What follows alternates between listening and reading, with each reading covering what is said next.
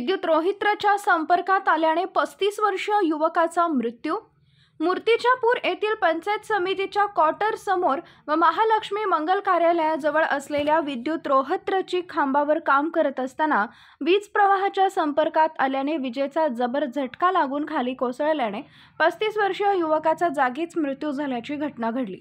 याबाबत पोलीस सूत्रांकडून मिळालेल्या माहितीनुसार मूर्तिजापूर येथील जुनी वस्ती संताजी नगर परिसरातील रहिवासी अक्षय दिलीप कुरवाडे वय वर्ष 35 हा मूर्तिजापूर नगर परिषदेत कामगार म्हणून विद्युत विभागातील कामे करत होता।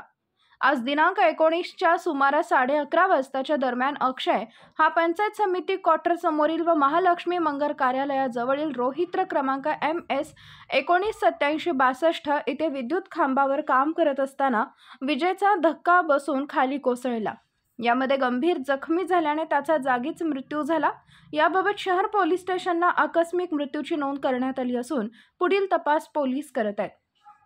या घटनेमुळे अनेक प्रश्न उपस्थित करण्यात येत असून या प्रश्नाची गांभीर्याने चौकशी होईल काय, संबंधित विभागांना देखील चौकशीसाठी वेळ मिळेल काय, अशी शहरात चर्चा सुरू आहे।